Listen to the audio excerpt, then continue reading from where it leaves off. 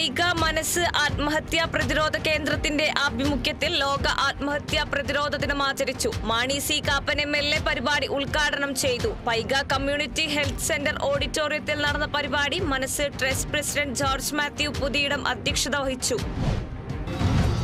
തൃശൂർ മണലൂർ പഞ്ചായത്തും government Ayurveda homeopathy ഡിസ്പെൻസറിയും സംയുക്തമായി ആയുഷ് വയോജന മെഡിക്കൽ ക്യാമ്പ് സംഘടിപ്പിച്ചു. ക്യാമ്പ് മണലൂർ പഞ്ചായത്ത് പ്രസിഡന്റ് സൈമൺ തെക്കത്ത് ഉദ്ഘാടനം ചെയ്തു.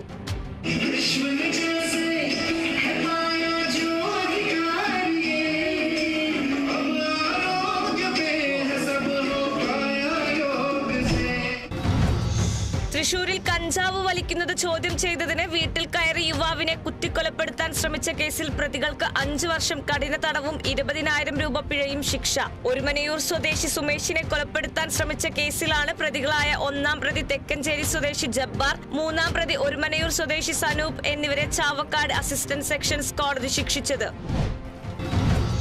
തൃശൂരിലെ മുണ്ടൂരിൽ ജോണീസ് ബസ് എഞ്ചിനീയറിംഗ് വിദ്യാർത്ഥിയെ ഇടിച്ചു കൊലപ്പെടുത്തിയതിൽ പ്രതിഷേധിച്ച് കേച്ചേരിയിൽ ജനകീയ സമരസമിതിയുടെ നേതൃത്വത്തിൽ ജോണീസ് ബസ് തടഞ്ഞു പ്രതിഷേധിച്ചു.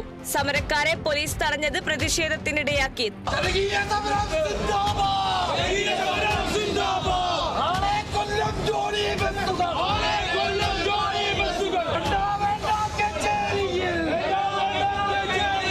തുടർന്ന് പ്രതിഷേധക്കാരെ പോലീസ് അറസ്റ്റ് ചെയ്തു നീക്കി.